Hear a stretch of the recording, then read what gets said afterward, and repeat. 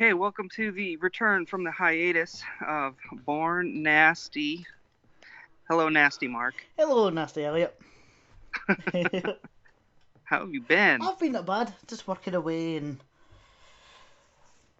all that good stuff. Yeah? Yeah, Well, how do you want to start this time? It's been so it's been long. about a year. Do you want to recap what we've seen so far? Yeah, that's a great idea.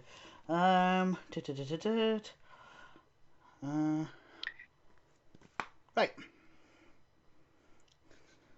Because I know I can think of a few we've watched, but I don't remember. No problem. Was not second. Here we go. Killer Here we go. Here we go. Right. The first one was Nightmares in a Damaged Brain. Before that, we'd done like a run through of all the video nasties. But the first actual episode was Nightmares in a Damaged Brain. Thumbs up. The second one was Contamination. Ooh, two thumbs up. Yeah, I really enjoyed that. The third one was Killer Nun, which I Three thumbs. which I saw the Arrow version of. It's the American version, and I almost bought it today. I didn't though, because I bought something else instead, which will be arriving soon, hopefully. 4 was Axe, which you loved, which I was kind of Bloody Moon, which I adored. Oh yeah, Just Franco. We need more Just Franco in our lives. Oh yeah, they'll be coming up. 6 was Visiting Hours, the Michael Ironside thriller set in the hospital. Ah, yes. 7 was the infamous The Evil Dead. Uh-huh. And the last one we done, episode 8, was Unhinged / Absurd, because we've done a double feature. That's right, yeah. I will say Unhinged was the worst of the lot so far. Well, I disagree, because Unhinged has been my favourite so far. 10 out of 10, top marks, one of my favourite nasties. Shut your face. No, it's one of my worst. It's terrible. It's awful. It is absolutely abysmal. And today we have... you say it. You say it better than I do. Tenebre. Dario Argento's Tenebre. Do I have to roll my R when I say it? I don't know. It's just my natural accent. Tenebre. Tenebre. Because my mum when I told my mum I was doing it, she made a dirty joke. She went, "Tenelady." I was like, "Shut up." Of course she's going to say that, you know. Yeah. Well, before we get to that, let's talk about. Let's start with. Start with nastiness. Has anything nasty happened in the past couple of weeks to you? You know what? I guarantee it has. Why don't you start and then see if it'll jog my memory. Well, about a week ago, you messaged me about restarting this. I was like, brilliant, yeah. I was like, all up for it. The next day, I get in from work. Try to turn on my laptop. Shit, doesn't turn on. Try again. What's on my fucking laptop? I said I've got a podcast on Sunday. I need my laptop fixed. I don't get paid till Thursday. Thursday comes. I'm dreading the cost of this. I was like, how much is my laptop going to cost to get repaired? So I took it into the guy in the computer shop. I said, can you find out what's wrong with my laptop? I said I had a blackout in my house. Laptop wouldn't turn on. What's wrong? He went, oh, it's just something wrong with the battery. He says, if you plug it in for long enough, I'll be fine. Didn't cost me a penny. So it was a little bit of a nightmare. I was panicking the whole time. It was a week of panicking, but I was panicking pretty much for nothing. But everything turned out okay. I'll tell you what though, panic is nasty. Oh yes, it is. It's dreaded. Number 2 was this is me buying stuff. This is what happens when I try buying stuff. Arrow recently released the Nightbreed, which is based on a book called Cabal, which is by Clive Barker, who also directed this. Mm-hmm. So I put on a bid for it. It was the Code Red release, which you see here. Was it Code Red? Scream Factory release. Oh, how many? Okay, that's an American. Yeah. Right there. I've got. I should have mentioned before this. I got a Region 3 Blu-ray player. So Yes. eventually I Fuck know. yeah. So that Yeah. I actually have that copy you're Do holding in your you? hand is the one I have. Well, Yeah. so I put a bid on this, right? So I thought, okay, that's fine. And then I saw this, and then I ended up buying now. So I was like, I bought that now. It's like all I have to do now is lose this bid, which is what I'm good at. Which Which is what obviously. I'm brilliant at. I'm great at losing bids. I was like, I'll be fine. I was like, shit, I'm winning this. I'm winning it. Please somebody outbid me. Please somebody outbid me. I was like, you've won the auction. I was like, so yeah, now I've got 2 copies of this. I was like, You should do a giveaway. I know, I totally should. But Well, I don't know. I don't know which one is going to be the better I release. don't You'll know. probably have to compare them. But the Arrow version came with a poster which I've got on the wall. It comes with a big booklet as well. So does the Arrow version have the newer cut on Yes, it? yeah, it's got 2 cuts on it. Yeah, So they both yeah. have the Cabal I've cut. been wanting to see it for years. I've read the book. I'm rereading the book before to watch it again. And there was also a Commodore 64 computer game based on it, which used to really scare me because it had the little guy with the sack on his head. It used to scare me when I was a kid. Number 3, Nasty. This is the last one. About Dang. 3 days ago, my brother was up visiting me. I was like, oh, how you doing and all that. And we were chatting away about movies and that. He says, do you have Die Hard? I said, yeah, I've got the box set. He says, can I borrow it from you? I said, yeah, no bother. And I've got a really bad habit of when I'm watching a film, and after I finish with it, I'll put it in the case of the next film I watch. That's a That's terrible a habit. really, really bad habit, and they get jumbled and jumbled and jumbled. So I was like, do you know what? I'm going to sort this out. I'm sorting out. So I was do. That goes in there. That goes in there. Then I find that goes in there. That goes in there. And then I was looking at one of my cases. Is like, shit. There's Die Hard. So my brother's got a Die Hard. I think, right. So I sent him a photo. I think we've got a problem here. I've got your Die Hard. I said, I think it's Doctor No from my 50 year edition of James Bond box set. I said, I think you've got my Doctor No. So he's making all these Doctor No jokes and everything cross with. He says John McClane and Crab Key getting attacked by a tarantula. I said, yeah. So he's making all these kind of crossover jokes. And then you end up finding Die Hard, opens it up, Motel Hell. I was like, this is my problem, you see. Motel Hell is it? I was like, okay, so what's in Motel Hell? So open Motel Hell, there's Doctor No. It's a really bad habit I've got. I'm going to have to break it because it's. This is what happens. Yeah, man, you got to keep track of your stuff. Yeah, this is what happens. So that's it. Okay, well, that did not jog my memory about any nastiness. You know what? I'm in customer service, so I deal with people being yucky all day long. Well, I work in a post office, so I can relate as well. Yeah, but nothing specific, I wouldn't say. So that's good. Let's just chalk it up to no nasty. Yes, this and is all positive. It's all positive from here on out. I don't need added stress in my life right now. No. Okay, well, I want to talk about some of the things we picked up recently. Because, I say recently, but I guess it could be anything good we picked up in the last year. Yeah, absolutely. I'll kick it off. And let's see. So, I know there's no video here, but I don't know what I do is I usually put up a photo of the film you've shown. So they will be able to see what. Sure. Well, I'll still show you on the video here. Where Severin did the Black Friday thing. And I got Blood on Satan's Claw. Ooh, sounds like a Norman J. Warren film. It is it's Piers Haggard, but it is a folk horror. Kind of like Wicker Man or something. Stuff like that. It is classic. If you haven't seen it, you need to see it. Ooh, sounds interesting. So it's finally out on Blu-ray thanks to Severin Films, so I got that one. Severin. Yes, absolutely. And then I got a couple Vinegar Syndrome things. So I know you know this one. Oh, spookies, yeah. I I like spookies. I like Spookies. spookies. It's not as good as ghoulies.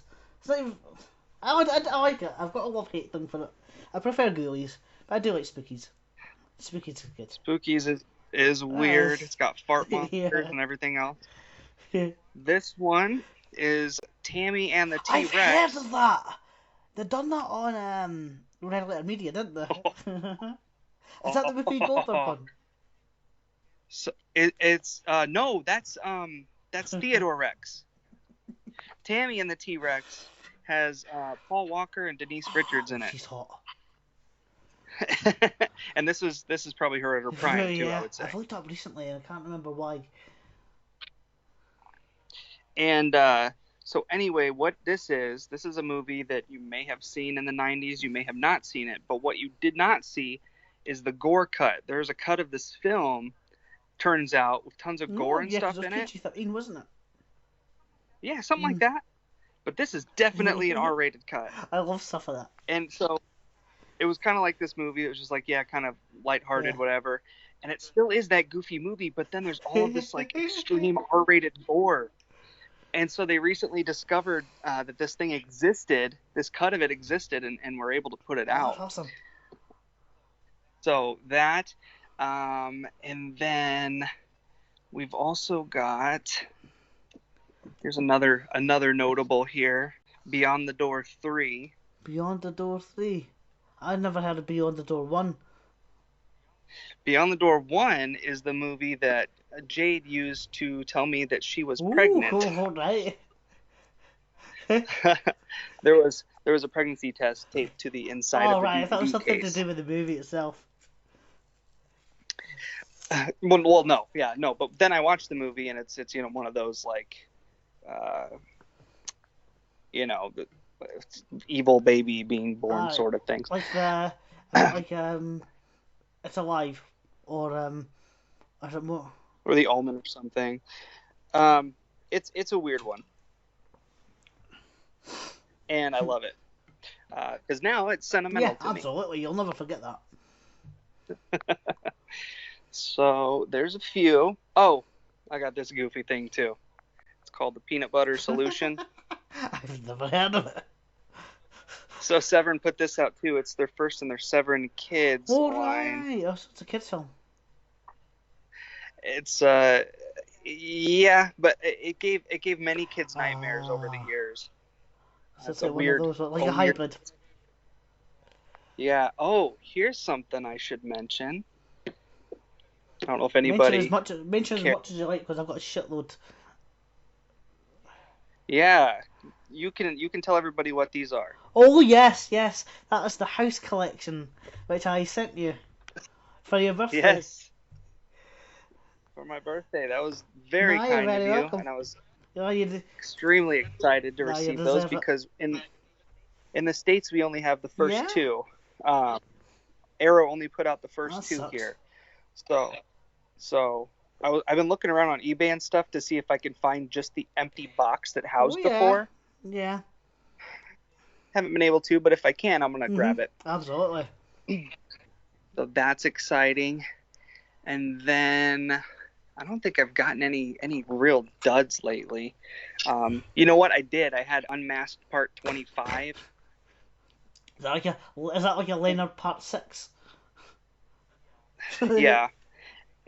It came out from Vinegar Syndrome, which is probably the only No, it's one of two Vinegar Syndrome movies I've watched and been like, oh, so they're what a good. waste of They're a money. good one to, because I'm looking for like recommendations and that and what to get now that I've got a region for you. Now I do have some American Blu-rays and DVDs that I'll be going in to show you, but Absolutely. Yeah, no, Vinegar Syndrome and Severin are my two favorite labels. Good to know. Yeah, we can get into that a little bit later if you want. Speaking of Severin, I'll pull out one more good thing here. This is the Hemisphere Horrors box set that they put out. And what's in that? So it came with Curse of the Vampires, The Blood Drinkers, Brain of Blood, and then exclusive to this set is The Black Cat and the Torture Chamber of Dr. Sadism. Is that the Black Cat? No. Nope. It is. God, there's so many Yeah. versions of that movie Val that's been done made. one. I've got Full Yeah, Cheese. so do I. I got it just over there.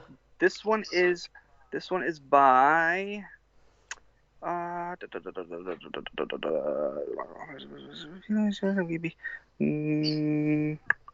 know who this one. Oh, here we go. Written and directed by Harold Never Hoffman. heard of him. It was good though. Mm. I liked it. But The Torture Chamber of Dr. Sadism was probably my favorite movie out of the whole Good to set. know. Because I make a Okay. note of all these. Just so you know, I make a note of all these with the intention of watching them. So. Okay.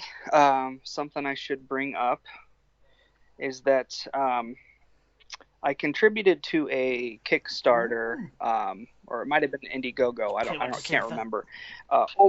Pretty much the same Huh? thing. Yeah, same thing. Over 5 years ago, I was told contributing. The promise was it would be about a year, and I would receive my movie. 5 years. 5 years later, they finally sent out the freaking movies, and it's not too surprising, but I'll never contribute to them again. It was Trauma. All right, Return to the Trauma's. Sorry, it's Trauma, so that's why it was a shit show. But it's Return to You've Nukem High, A.K.A. You've mentioned this before. Volume 2. So finally got Volume 2 of that. It's autographed by Lloyd Kaufman. That's good. It is. I don't want to give this movie praise because they pissed me the fuck off. But yeah, it was you've told me how good it is before. Yeah. Did I? Yeah. So anyway, that I debacle. remember you saying how much better it was than the first one. Yes. Yeah, they're so both I just great. assumed you already owned it. Yeah. Now, A.K.A, American Genre Film Archive. As I said, what does that mean? Yep, they have put out a total so far of 17 movies. I have them all. I'm a big fan of them. The newest one just came in, but they've done some of the last few. Did I ever talk about the Wakaliwood Super Action You set? didn't. So Wakaliwood is in Uganda. Ooh. And basically there is this small community of people in Uganda that are obsessed with action movies, and so they decided to make their own action movies using like toilet paper rolls as guns and just whatever they could find just to make the movie, right? Well, this set has 2 movies, 2 of the first from the director who does all these things, and while you're watching the movie, there is what they call a VJ, which doesn't stand for video jockey in this case. It stands for video joker. It's this guy who acts as an interpreter. He acts as a comedian. He acts as a hype man for the movie. He explains shit. Like, he'll tell you the name of. He'll be like, "This is how we do action in Uganda," while you're watching the movie. It's like Idi Amin presents. You are still watching Who Killed Captain Alex. This is the Ugandan Schwarzenegger. Like in the middle of the movie, he'll just randomly say stuff over the film. It's amazing. It is one of the most fun watches. I'm gonna have to make a mental note of that because I'm gonna have to check that out. Yeah, and you know I'm the king of schlock. So if you have anything odd or bad, you just come to me and I'll let you know. There's a lot of other notables from A.K.A, but I'll just mention the newest movie they put out. It's by the director of Things, Barry J. Gillis. It's called Wicked World. I've never heard of it. Nope, I don't think anybody has. It looks quite good. I mean, the cover's good. Yeah, it's it looks to be an extreme one. Like really, just I don't know. Have you seen Things? Do you know of Things? That is one that you need to watch it with other people because it is just hilarious. It's so bad, but also, I mean, it's creative. They just don't know how to make a movie. Those are my favorite kinds. Yeah. So those are some of the key ones. I won't go on You too could. much. I won't go It's on up to much longer. yourself. You can go on as long as you like. No, that about covers it. I watched over 365 movies in Fucking hell, 2019. so that's like one a day, almost. Yeah. I wanted to get Yeah. 365, and I did. I did more. I think I did Well 368. done. I wish I could do that. And I was like, I'm not going to do that in 2020. Well, here we are, February 2nd, and I've already watched like God, I wish I was like 36. that. I'd love So to be like that. But I'm a lot more. I'm a lot more. I don't know. I get distracted because, do you know what? For the longest time, all I done was watch films. And then I ended up playing games, and that's what distracts me sometimes when I get into a good game. I'm like, shit, I should be watching more films. But I'm stupid like that. hey, you do whatever, do whatever That's it. works for you. And half the time, it was funny. I'm on Yeah, so am I. Letterboxd, and I was going Yeah. back through my Letterboxd, and I was going through it, and I realized, I was like, wow, about one in every 15 movies or so, I don't even Yeah, remember yeah, watching. yeah, yeah, I bet. So I have to look it up and read about what it is and look up I've done screenshots, that and then I go, many a time. oh, I've done that that one. many a time. Yeah. Kind of like how you, what movie was it that you couldn't stop Oh, watching? Shrimps. What is Shrimps. it? Every time I watch it, it's like, I can't remember watching it. It's like, I just ended up selling it. Between that and Repo the Genetic Opera, I just sold both of them. I thought I want nothing to do with these films anymore. They're that bad. Oh, and what is it? Repo Yeah, the that's what I Genetic said. Opera. That's what I The other said one. when Repo the Genetic Opera. It's like, it's that bad. I Oh, is that what ended you up said? selling it. I Sorry. was just like, no, I want nothing to do with these shitty films. Fuck, I hate that film. I hate it. I'm not going to go. I've said I say it in like every episode. I genuinely have a loathing of that film. There's not many films out there that I hate as much as that one. I have a genuine hatred for it. I, And you've watched it I've seen several it like times. 5 times, 3, 4 times, I think. And it's not just that. It annoys me because it's got a cult following. Most of the time, I can see why a film has a cult following. You know, even whether or not I like it or not, it's irrelevant. But I can understand why. Can't understand why that has one. It's just like, Oh, it's just such a it's poorly made, terrible. uninteresting It's piece of crap. terrible. I'm not going to get into it again. That's it. Oh, you know what? I do have one more thing I want to mention before Oh you get to yeah, your absolutely, go pickups. for it. I picked up 5 movies from Wave, and Wave I've never heard of them. are the mail to order DVD. Like, Uh, like net. uh, no, they're this service that existed Yeah. in the 90s where you would write in your idea for a Oh. movie and go, hey, I think this would make a good movie, and the guy would make it and send you the Oh, movie. right. I thought you meant like. I thought you So meant like the way Netflix used to do it. You know, the way you used to put the thing in and they used to send you the film. I thought that's what you meant. no, no, no, no. So this is yeah. So anyway, I picked up a bunch of those. I was actually talking to the director, and I was like, hey, your movies are too expensive for me. They're $25 for a That's expensive, DVD. yeah. I want to review some for my website. Could we work out a Ooh. deal? Like if I get multiple, could you cut me some slack? Because in the past he did send me a bunch for free, That's good. and then but now I don't know if he's having some financial troubles or something. But he was not willing to do that again. But I got him to send me 5 movies at That's good. $12 That's a piece. decent. So, Virgin Sacrifices, Dead in the Pool, Eaten Alive: A Tasteful Revenge, Alien Abduction, and Alien Oh, I've heard Autopsy. of that. Hey, back up a minute. That go and show me the cover of Alien Autopsy, because that It's is it not what you're not? thinking. It's not the It's Alien. It's not the infamous it's not one. the Ant and Dec one, is it? No, because Uh, there's a couple of TV presenters over here called Ant and Dec, and they made a film called Alien Autopsy, which no one it's not remembered. I that. thought it might have been that. These are all by Gary Whitson, aka I've G.W. never. Lawrence. Anyway, in Eaten Alive, like he uses camera tricks or whatever to make people tiny, and so the person eats them, and Yeah. just really cheap jack, you know, homemade effects. So they're fun. I watched Dead in the Pool. That was a blast. Just people wrestling in a pool and getting drowned and stuff like that. Anyway, definitely worth mentioning absolutely. because of the level of crap I love. But you know, that's what I was thinking, right? With some of the level of crap that is featured on the video Nasties list, you're good at getting in touch with like really kind of unknown directors and that.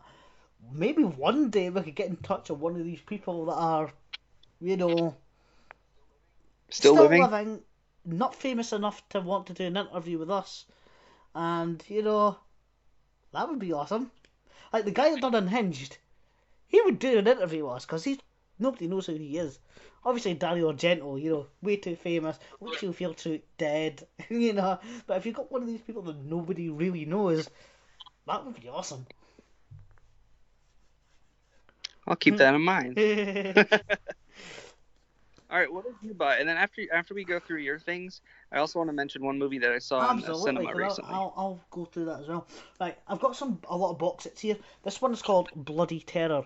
It's by a guy called Norman J. Warren. He done a lot of shitty films in the 70s, isn't it? Fuck, that looks yeah. badass. Well, he's done Satan. This box set's got Satan's Slave, Prey, Terror, Inseminoid, and Bloody New Year. And Prey, Terror, and Inseminoid are on the Section 3 videos Nasties list. That was the additional one they've done. So the only one I've watched so far is Satan's Slave, which is it's quite interesting. Now each of these DVDs, Blu-rays, is packed with special features, multiple commentaries. It's brilliant. It's released by Indicator, and the next few box sets I'll show you are also by Indicator.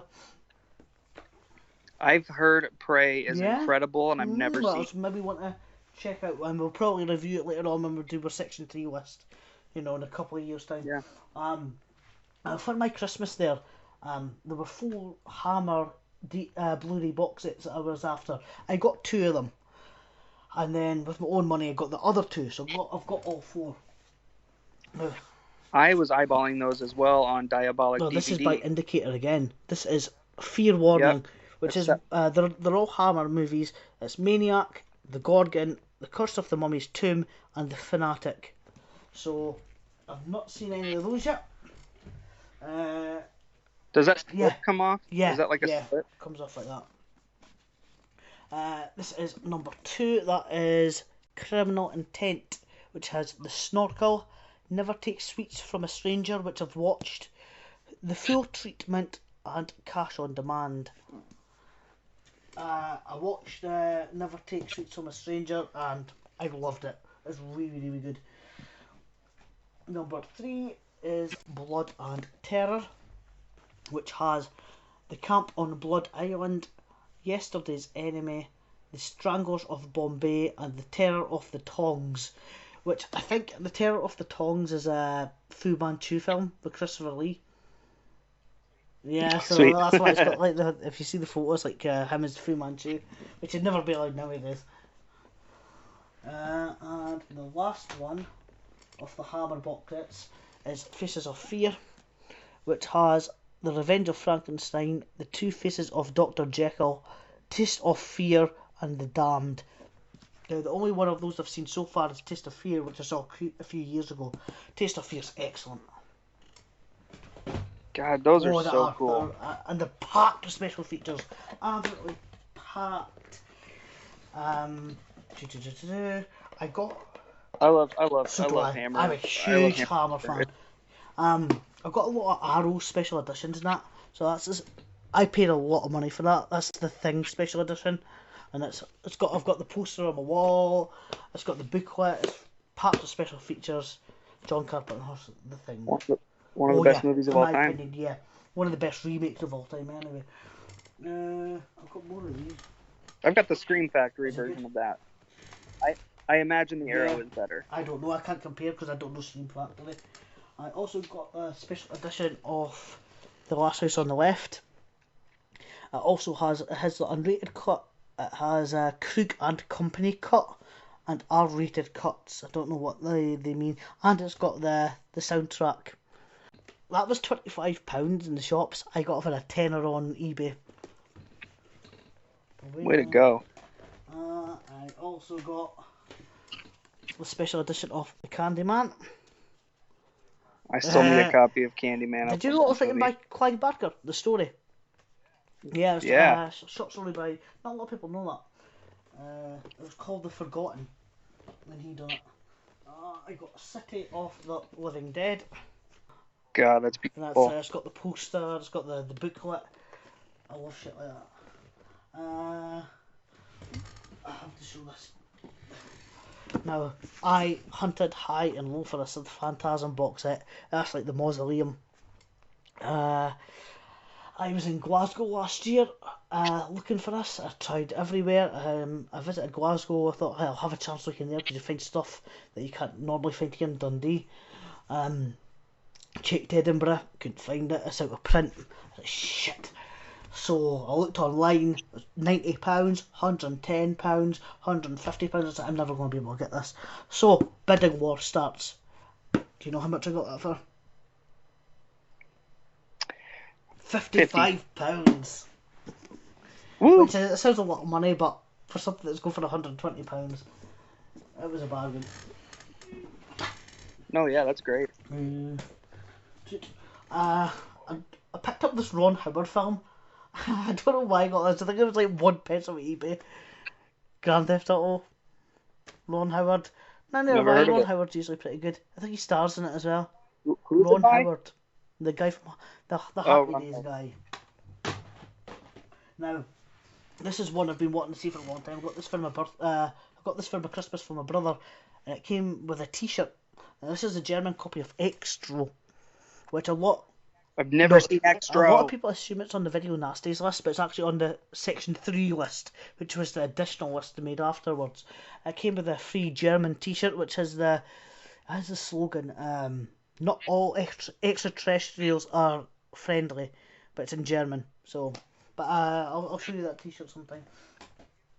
Have you ever seen it? I've not. I've never watched it. It's one of those I'm ashamed to say I've never heard anyone say a bad word about it, to be honest. I always hear it's good, yeah. Vinegar Syndrome is putting out Extra 3, and I'm like, I have no interest in that one. It sounds like it's really bad, but the fact that they find these movies that are completely forgotten, unloved, and they give them the full treatment is so cool. I will do the same. Now, this is a bunch of the American Blu-rays and DVDs I got recently. Happy Death Day. I thought it was quite amusing. So I'm going to check that out. Yeah. 10 Cloverfield Lane. That was a good one. Happy Death Day to You. Did not see that one. The Hatred. Who's I don't know that. I don't know. There's very minimal information on this. I've been wanting to see this one for ages.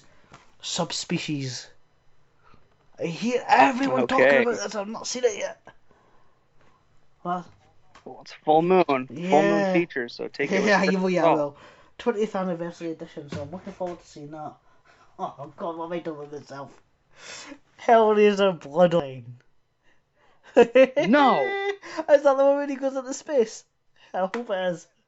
Yes, I hate that movie. I bet it's terrible. But that's kind of why I want to see it.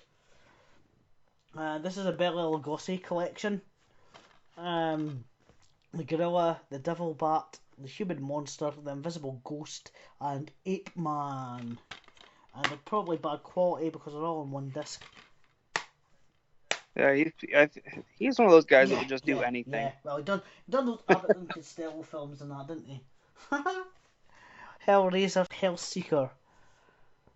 Yeah, I know. I want to see them all just from one curiosity. Now, this one I love. I expected to hate this, but The Ruins. It's really underrated. I think it's excellent. I watched it again in 2019. I hadn't seen it since it came out. I watched it again last year. It was good. I'm not a fan of these films, but I've always wanted to see this one. Jason Goes to Hell. Apparently that's... I've never seen I'm not a them big either. fan of these films, but apparently that's one of the good ones, so I thought I'll check it out. Most of these are just random films. Devil's Gate. Okay. Never heard of it. Who's in it? Uh, Milo Ventimiglia. Sean Ashmore. Don't know anybody that's in it. Oh no. This is one of, apparently one of Argento's lesser films. Dracula. yep. Yep, that's what I've Rutger heard. Hauer's in it. No, not Rutger Hauer. I've heard it's very Yeah, I disappointing. like Rutger Hauer. And Assi Argento's in it. She's always hot. We lost Yeah, Rutger I Hauer know. this Last year. year, yeah. I know. This is one of my favourites. Versus. Oh, what a so fun much fun. movie! I used to have a steel book of that. I don't know what I used to have happened a to it. version of it as well, but I don't know what happened to it. Run, Lola, Run. That's brilliant. If you've never seen it, it's excellent. Man, you I picked did. up a ton. And this is just the American ones. This might actually... I'm not going to show you this one because this might actually be on my list later on. So... no, I'll show you. High Tension. And which is a Okay, film I yeah. love up until the end. Ninth Gate, the Roman Polanski film with Johnny Depp, which I really like. Or give me two more highlights. The House box set. Yeah. See, you got the box. But the Blu-rays are smaller. They're thinner. So the ones I got, you wouldn't fit in that. So it sucks. I didn't realise. That's okay. I didn't realise until after I got you. Let's see, I got a shitload. Oh yeah. The Ring box set.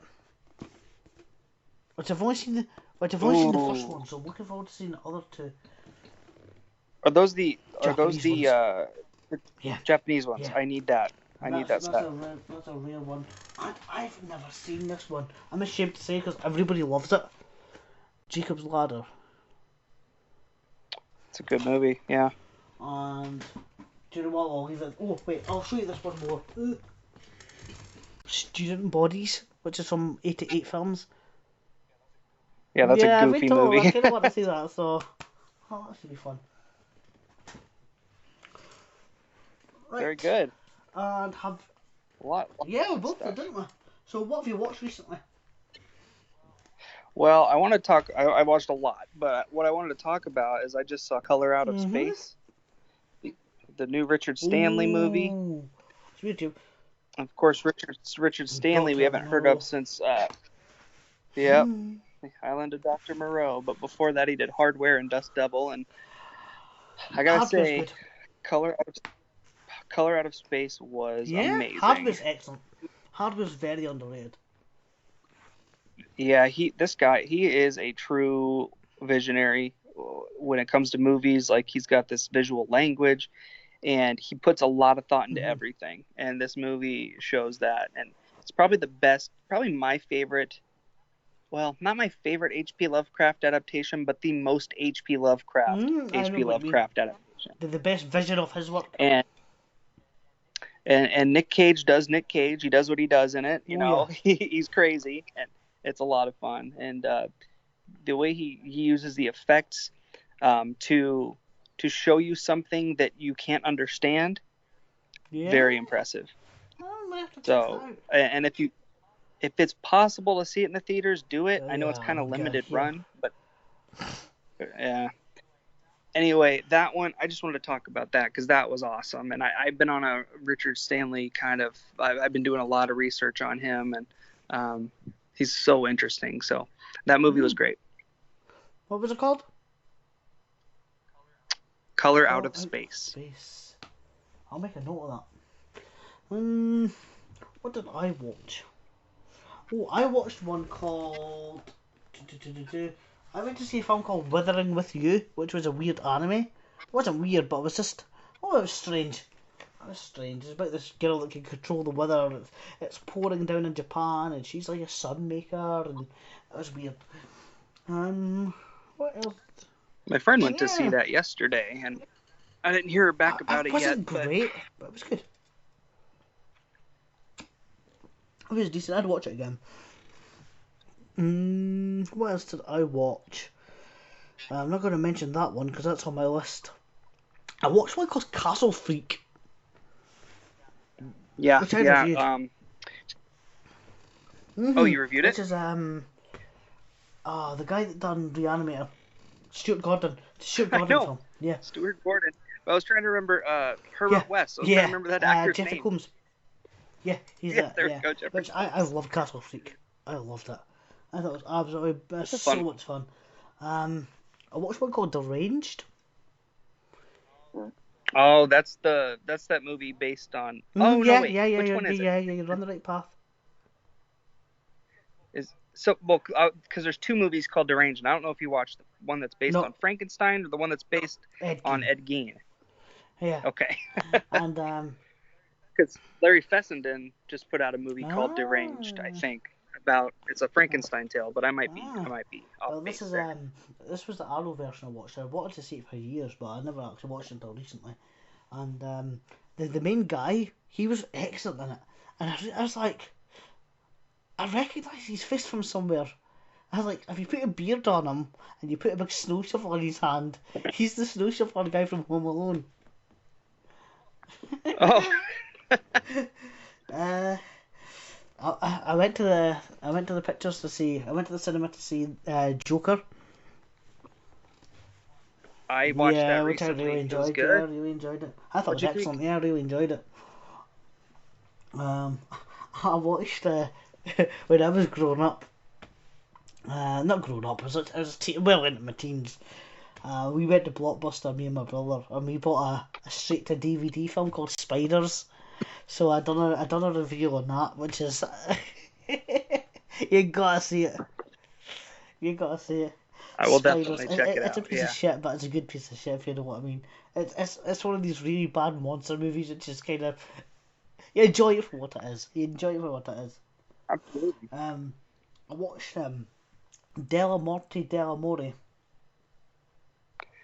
How was that? I loved it. I absolutely love it. Della Morte Della More. I loved it. It's got this great sense of humour. It's well paced. It's so much fun.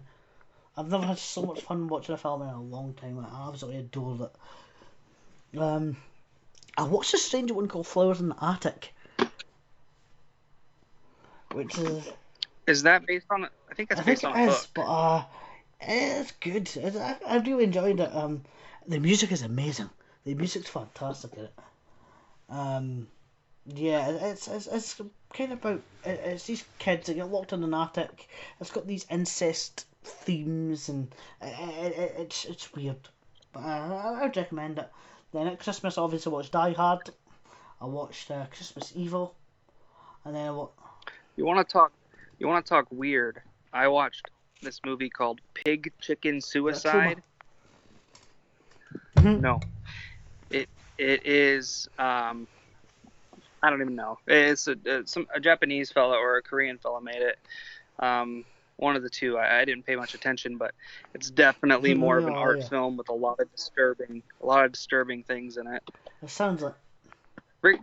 Recommend it though. I think you really thought you said the opposite there. It's worth a shot, worth a watch. Anyway. Oh, that was one last good one I watched. Was called The Borderlands. Jim Carrey No. It's known as Final Prayer where you are. Final Prayer. And it's like prayer. It starts off really funny. It's got this good sense of humour. You know, these two characters, they're from the Vatican and they kind of debunk hauntings and stuff. And then they're told to check out this church which is apparently haunted, and it's really good. The ending's just one of these things you'll never forget. All right, very good. Well, let's talk about Tenebrae. Oh, yes. Do you know what I'll do first? I'll play the trailer.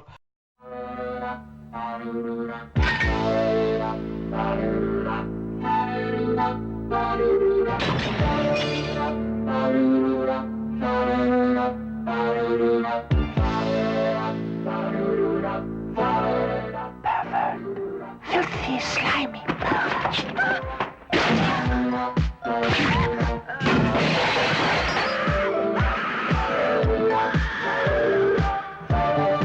I've read all your books, Mr. Neal. The book deals with a murder committed with an old-fashioned open razor, right?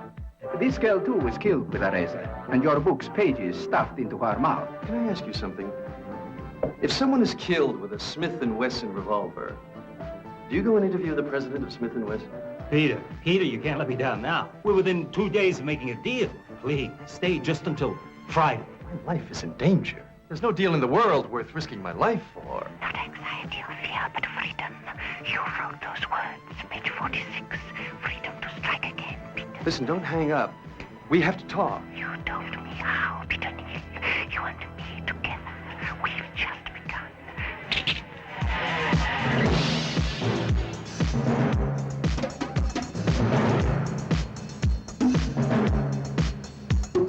Jesus. All the time. Spy. Damn little spy.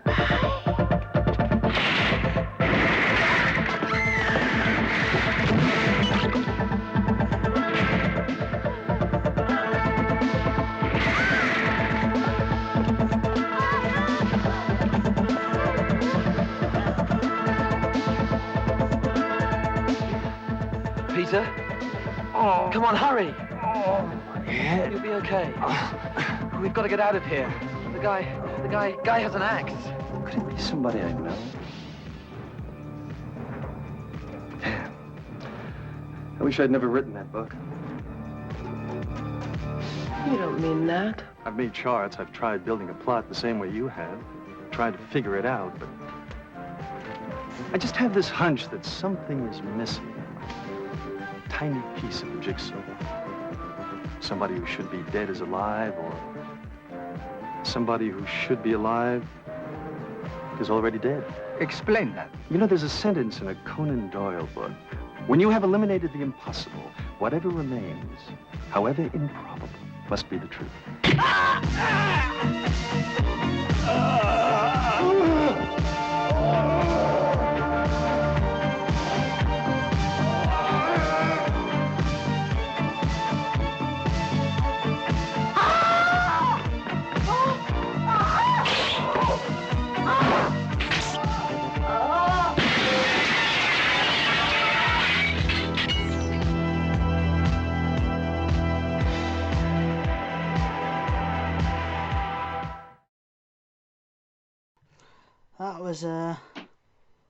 That was pretty spoiler heavy. So what I was going to say is we forgot to do our top 5, but we'll do that after the movie. Okay. Right. So do you want to say summary about the film, or like we'll go through that? If you want to go through beat by beat, or I'll let you lead the way. Well, okay, so Tenebrae, I refreshed my memory with it last night, and it's a pretty damn good Giallo. Yes. I would put it among the best of Giallos. You know, aside from having that yellow tint, it's got everything else. You think so? I didn't notice any yellow tint, to be honest. Maybe No, it didn't. That's what I'm saying. Aside from having that, which it didn't have. All right. Right. There you go. Yeah. And the trailer, if I actually physically watch the trailer, it's got. Which I'll put in the video, yeah. It's got everything. It's got all the kills basically, except for the coolest one. Yeah. Totally. But as far as the movie goes, well, shit, it's just a damn good movie. How does it kick off? It starts off with the guy reading the book, and then you see the protagonist Peter Neal, who's an author, and he gets to the airport, and he answers a phone call. He puts his luggage down, which I thought was really weird. He put his luggage down like a mile from the phone, then answers the phone. I thought, who leaves their luggage unattended? Yeah. And then somebody steals it. And fucks with it. Yeah. You get to later on and finds out somebody's fucked with it. I made some notes on that. Because I've saw some. Because you see the mysterious woman in the sunglasses, who turns out to be his fiance. I thought it was his ex-wife, but it turns out later on that it's actually his fiance. Yeah. I like in the next scene when you see the shoplifter. You see all the copies of Tenebrae, the book he's just written. It's got the quote, I've written it down: "Thriller of the year, or even the decade." And I don't know why she decides to steal a book of all things. Who steals a book? Who steals a book? Maybe it was the 80s, so maybe things were different back then. All the time the shop manager's watching her. And you think it's like a killer or something. It's just a shop manager. yeah. But he doesn't have her ass, does he? He's very upset she's trying to take this freaking book. Like, he's yanking her by the arm. She gets out of it, though, because she basically offers him a BJ. Yeah, pretty much. But you know what? Before that, Peter Neal's on the plane. He's got his luggage, like his carry-on, just in the aisle of the plane. Like, how the fuck did you get away with that? Yeah. I was like, that is not... Never. Put it in the overhead compartment. Yeah, that's what most people would do. Yeah, so this shoplifter's heading home. Sorry, I've got to keep my voice a little bit low because there are people sleeping. She's heading home, and then the hobo comes out and tries to attack her. I don't know whether he tries to rape her or not, but he definitely tries to attack her. So she kicks him in the balls. Yep. Which I thought was kind of funny. Well, that's what I would do. Yeah, absolutely. Wouldn't anybody? And she really struggles to get in her gate of her house. She tries everything to get into her house, just struggling with the key. He's almost catching up, and then she locks the gate. And she's almost getting undressed at home. She's doing her thing as they're doing Giallos. She's getting dressed, and then she hears something, and she tries to call follow the police. Why do they always do that thing in films? When they press the. I say when you press that once, you've hung up. So why do they keep on going hello, hello, hello? Because as soon as you press it once, you've hung up. So I don't know what the hell they're doing. They do that all the time in films. That annoys me. And then as soon as she turns around, the hobo jumps up at the window again. Which is, I've got to say, it's a legitimately good false scare. I do like that. And then as soon as she sees the guy, in comes the killer himself, who attacks her with a razor blade across the throat while stuffing pages off the Tenebrae book in her mouth. Yeah, it's a fucking great set piece. Brilliant, absolutely brilliantly done. I don't know, I was going to mention this at the end, but whenever you see the black gloves, they're always Dario Argento himself. He was always the fun bit of trivia. Because he knew how to stage the action set pieces, so he knew how he wanted the hands to be. And you wouldn't know whose hands were anyway, I like that bit of trivia. At this point in the movie, we already can tell, okay, he's using some really good, he's got a really good grasp on how he wants this movie to look. Mm-hmm. Oh yeah. It's got a very distinct look to it. It does. It really does. There's something I was going to mention, but I'll leave it to the end because it's quite a funny thing. So when Peter gets home with his assistant, I don't know whether Dario Nicoladi, is she his assistant or is she secretary, or I think he's like an assistant. I assumed she was like a publicist or something, but I have no idea. Yeah. So they're staying like this wee hotel place, and there are a couple of cops there.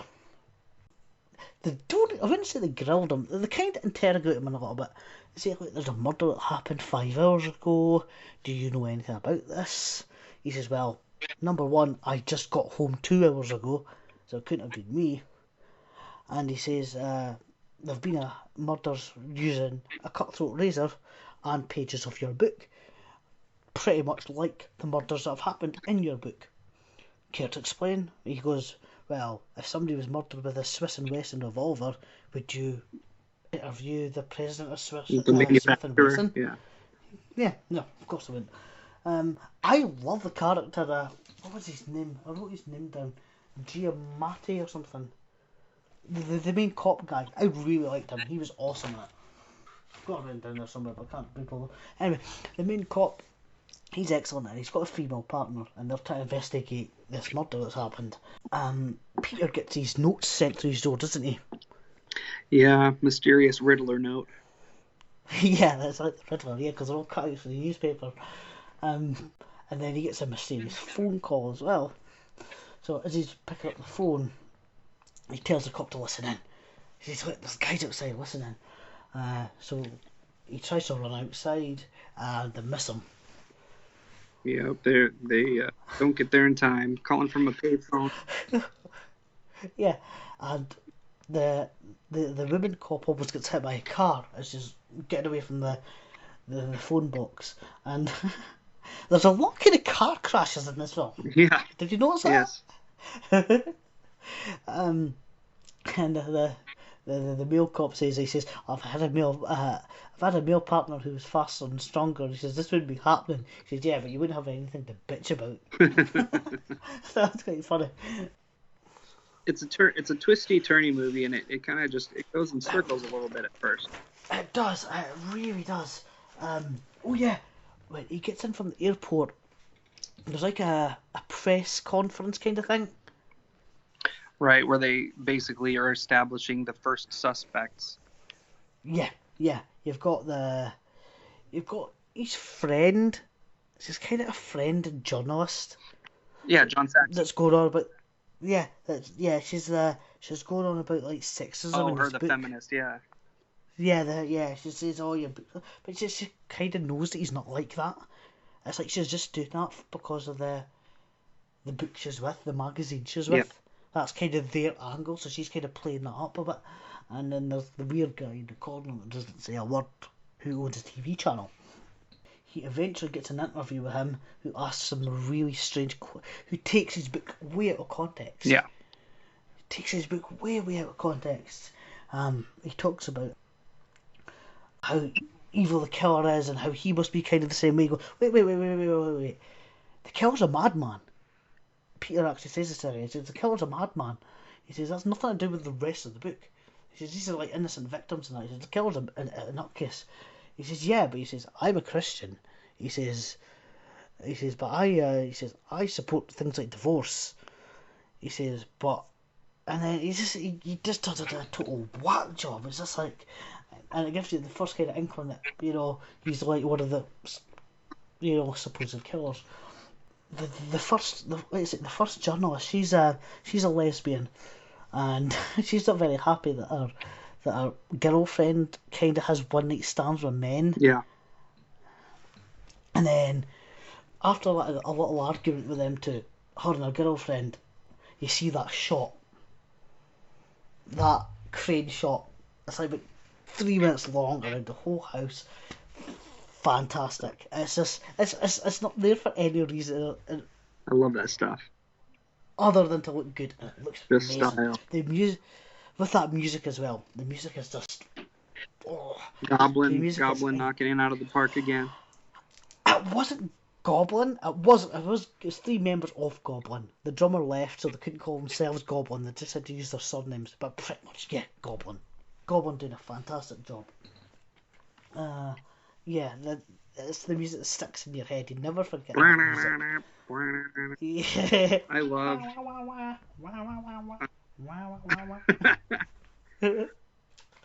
Yep, and then of course you've got her lover, her with her one boob out. Yes. There's plenty of nudity in this film. Plenty of that. Oh yeah. They're lesbians in a Dario Argento film. Of course they're going to get naked. I'm surprised they didn't just start fucking on the floor.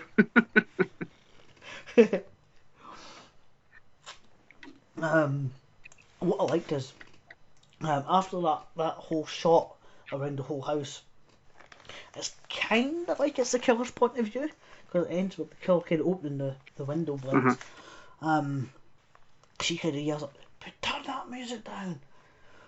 So it's kind of implied that the music that you're hearing, this is the Goblin soundtrack, is her playing the record, which I quite liked. As she's getting changed into a t-shirt that's identical to the t-shirt she's already wearing. I love the shot when the killer attacks and it kind of tears right through the shirt, right through the t-shirt, and you see her face.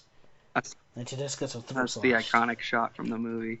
Yeah, it's on a lot of posters and that. I love it. It's a great shot. Then she doesn't seem to hear anything. The girlfriend doesn't seem to hear anything. She does hear something. She hears something fall over, Yeah. and then she turns off her music and listens. Yeah. And I love the shot where he smashes the light bulb with a razor blade. God, so good. That's really awesome. And then, he has his way with her. And then I love the shot when he kills her. You just see her head smashing through the mirror. So we have... Brilliant. So there is... To this point, people are getting murdered with a straight razor. Mm-hmm. But then that changes. Yes, it does. It does. There's also flashbacks to this girl. Yeah, so let's talk about that real With the quick, riches. because there's these flashbacks that keep occurring that I thought, as I was watching the movie, I'm like, oh, this must be like a portrayal of a part of his book that he wrote, That's what Tenebrae. Yeah. Which would have made a little bit more sense, maybe. Is that not the case? Is that not in the book? Like, it's not I don't ever know. really cleared up. No, it's not. But They do mention what it is, but we'll get into that towards the yeah, end. One of the most famous bits of trivia from this film is that woman in the white dress with the red shoes is a transsexual.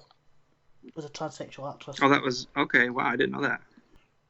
Yeah, so she's getting attacked by a bunch of men, gets slapped in the face, kicks the shit out of one of the men, and gives him a blowjob with the heel of her shoe. The heel right in his mouth. Flates him with the heel of her shoe. And then it keeps on going back and forward every now and then. You just see like a silhouette screaming and taking pills, I think. And then that's when you see the flashbacks happening. So Peter ends up having an interview with this Cristiano guy, the silent guy, and that's when he starts asking him these weird questions. He lives in this big massive house. There's the girl Maria.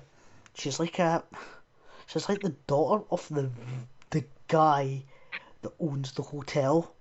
She fixes the plumbing and stuff. Do you remember this? She gets a lift on a motorbike and then gets stranded in the middle of nowhere. And she kind of tells the guy to fuck off and that. So as she's trying to run home, she gets kind of ambushed by a dog, which jumps the fence. It's the great chase scene in the movie. Oh, it's amazing. It's probably one of my favourite scenes in the film. She gets chased by this Doberman, which ends up attacking her. Relentless fucking dog. I'm like, any other dog would have given up. She whacks it with a big stick and keeps on running and running, jumps this fence, and it jumps this massive 10 feet fence. Maybe not 10 feet, it's probably an 8 feet fence. Jumps this big fence, and she manages to get inside this house. I should have mentioned before that when the killer's looking for possible victims, he sees all these prostitutes, and then he's looking for his keys, and he keep on seeing the keys in the door. I was like, what's that relating to? But then you find out what that's relating to when she opens that door, and oh shit, she's in this house. So when she goes down the stairs and that, and she sees his work table, it's like his workplace / dark room. Yes. Because after every person he kills, he takes photographs of. He's got all his photos. He's got all the shit he's developing and that. And gotta have a hobby. also, yeah, you know, that's kind of his hobby. He's a photographer / Murderer. Riddler. Yeah, murderer / Riddler. Because he's already got the bits of paper cut out for making these notes. Yep, just letters. He's like just a little pile of there. letters. He doesn't. I don't know whether that's excess of ones he's already made or not. So she kind of panics. She tries to take some of the evidence with her, which was a great idea. She stuffs it in her pockets and that. Tries to make a run for it, and then the guy comes back home. Like, what are you doing in my house? So he makes chase, and he ends up killing her. After he catches up with her, he ends up killing her. She weirdly throws the evidence at him, like it's going to stop him. You know, all these photographs and that, she throws them like it's going to stop him. Just panic. Yeah. You know, one thing, every single time somebody died in this movie, I was like, no! Usually, when people die in movies, I'm like, fuck yeah! But in this movie, in this movie, I was like, oh no, no! Because you like these people, all the people are really good in it, and she was sexy. The outfit she was wearing, you know. They were all lookers, yeah. Yeah, they were. Actually, that must have happened after the scene I'm going to talk about now, because Peter and his friend Gianni, that's his like other assistant. They go to this Cristiano's house thinking that he might be the killer, only for him, the killer, to end up killing him. And Gianno keeps on saying that he heard something, but he can't quite remember what it was. And then, because Peter and Gianni split up, so Gianni is actually looking, what this guy been killed? And after he finds out, he sees Peter lying on the deck after being hit with a rock, next to a bloody rock. So he comes to consciousness to go back home, and then that's when Maria, the girl, and the dog die. Because you'll notice that after, actually we'll go into that at the end, because Maria is killed by an axe. What happens after that? Yeah, John Saxon. He's a lot of fun in this. He's the agent. I fucking love John Saxon. He's one of my favourite characters. He's great. And it's no exception in this. He's brilliant. He brings a lot of humour to this role of Mr. Bulmer, the agent. So obsessed with He's his hat. constantly. He's always like this.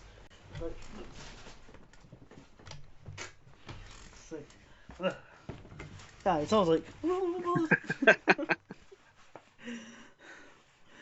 Can't wear your headphones over that hat. Yeah, I can't wear my headphones over this hat. Where's my other hat?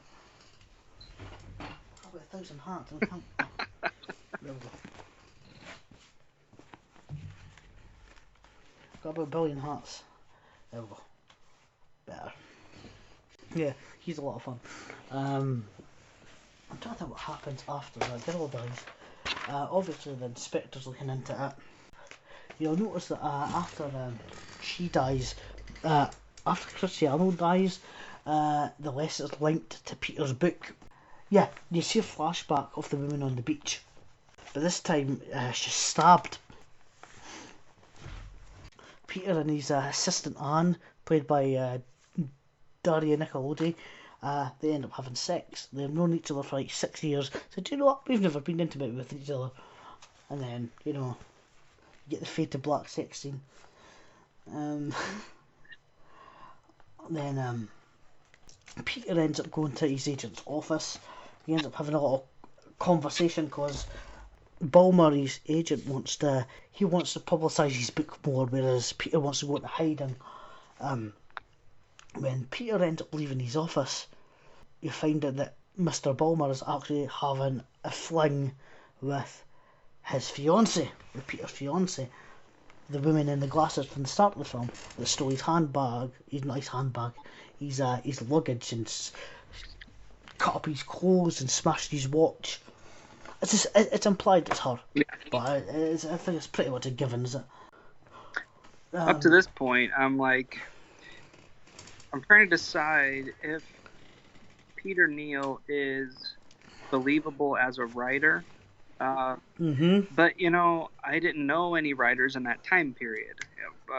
When you compare him to all the writers I know today, he doesn't really seem like a writer, but he seems like he plays a good neutral for all of this stuff to happen to. Yeah. See, I don't know any writers full stop, so I can't really comment on that. Germani, that was the name of the cop. The main cop's called Germani. He goes to inspect Cristiano's house, the guy that owned the channel that was that had the big massive house, and then he does this weird thing when he keeps on showing Peter the photos of like dead bodies and stuff. Why would the cop do that? Yeah.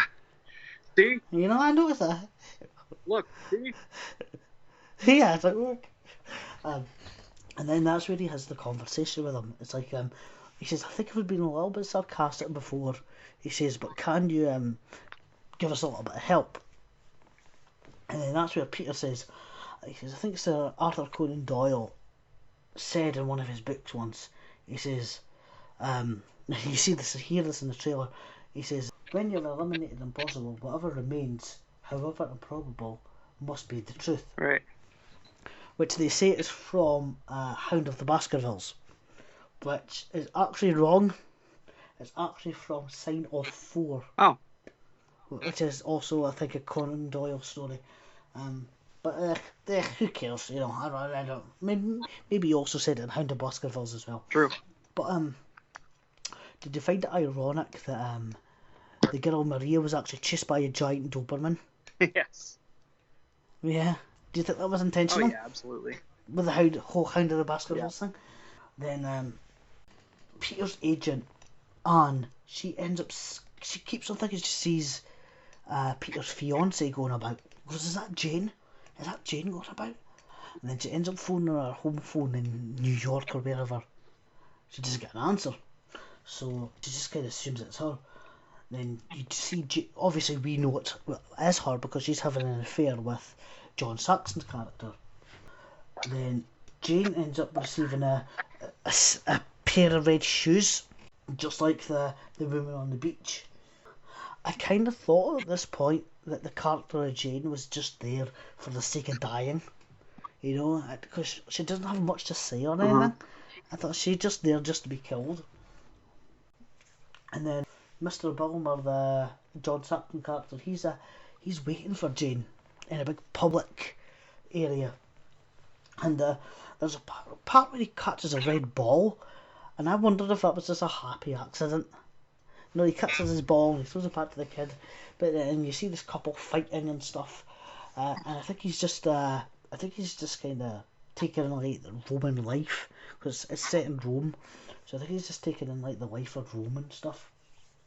It's in broad daylight, and then he just ends up getting stabbed. John Saxon's character ends up getting stabbed, and again, like you said, when people die in this film, you feel it. I loved his character. Oh, no, how could they have killed him off? And I think that's a sign of good writing. It's a sign of good filmmaking, eh? Because so many of these films, people die, you just shrug off. You go, yeah, or you get excited about it, like fuck yeah, die. Yeah, but it's not like this in this film. It kind of affects you. It was kind of devastating when he died. Jane ends up seeing it, and then she just walks away. Yeah. She doesn't help her, she just walks away. And then Peter's leaving for Paris to try and get away from everything. Gianni, the assistant guy, Peter's assistant guy, he knows there's a piece missing. He says, I just need to find out what it is. So he goes back to the house, and then he remembers Cristiano saying that he killed everyone. He says, I killed everyone. And then that's when he gets the axe in his head. So that's what gets Gianno thinking, who killed Cristiano then? So we already know that all the razor killings were Cristiano. So on his way back, he tries to tell people that, you know, there's somebody else going about killing people. And then he ends up getting strangled in the car. And I like that when he's getting strangled by like this rope, he turns around right at the last minute before he dies. So you actually saw who his killer was. I really like that. There's so many moments like that I was just like, oh man. Yeah. I know. Jane's in her house now. She's got the red shoes and stuff, and she phones Anne, Peter's assistant, for help because she thinks that somebody might be after her. So she picks up a gun, prepared herself for an attack, and then one of the most famous scenes in the film, she's got her gun out on the table. A fucking axe comes into the window and chops her arm off. And blood sprays everywhere. Fucking brilliant. Oh.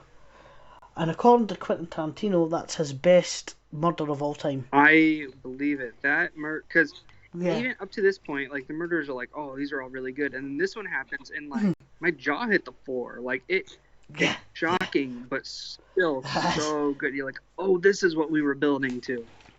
Yeah, it's very, very gory. And this is what's leading up to the climax of the film. The way she turns and her arm just sprays all over the wall. Yeah, it's mental, yeah. It's so much blood, it's brilliant. And then to add icing to the cake, he ends up putting an axe in her back as well. Just to make sure she's super dead. So, who we think is Anne ends up coming in, and she ends up getting an axe in the back as well. But it's not Anne, it's the other inspector, the female inspector, the one that's not that Germani guy. The guy, the woman, she ends up with getting killed, and then that's when Germani and Anne end up coming in and going, what the fuck's going on, you know? They find her dead, and it's like she's been killed by mistake. And then that's when the killer's actually revealed, and it's Peter. And shit hits the fans. It's like the end of this film is mental. It's just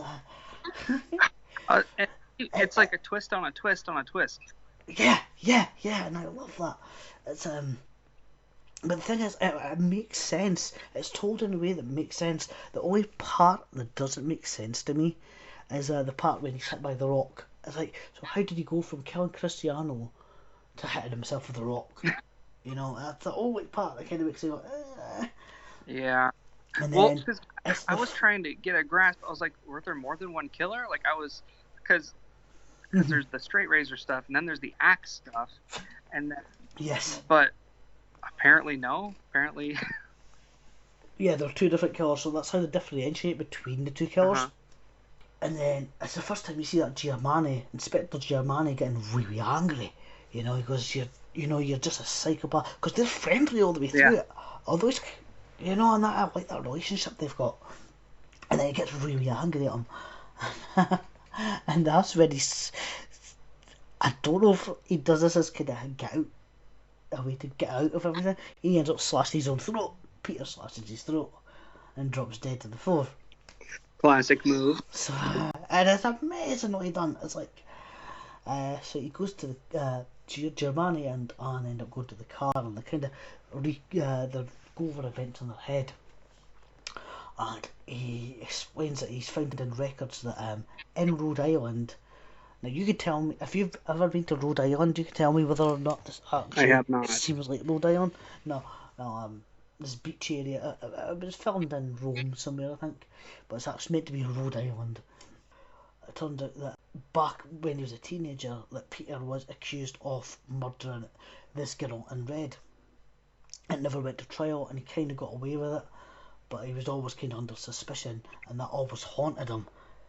And when this guy started killing people based on his book, that triggered things in his brain back to the day he killed that girl, allegedly, and that made him go off his nut and kill people. So Inspector Giovanni ends up going in to see that everything's okay, and he finds him missing. Yeah. Peter's gone, and he finds out he was just a prop razor. Yeah, it's a fake razor that just squirts blood. yeah, and he finds like a tissue. And I love the shot, you know, where he's perfectly behind him. Yes. And as he bends down to pick up the tissue, you see Peter behind him just with the axe, and he kills him. That's brilliantly done. I love it. Brilliant. And during that struggle, this weird metal sculpture falls and blocks the door. Anne gets a little bit worried. She goes to check on it and everything, and tries to bash the door open, but it's blocked by this big metal sculpture. This big jaggy metal sculpture. The thing that you would go anywhere near because it looks dangerous, it could kill someone. Yeah. So she ends up kicking the door open, and it impales Peter. I like the way he tries to tug at it to pull it out. And he slowly dies. Yeah. And everybody except Anne dies. And it's just the credits roll to that amazing goblin music. I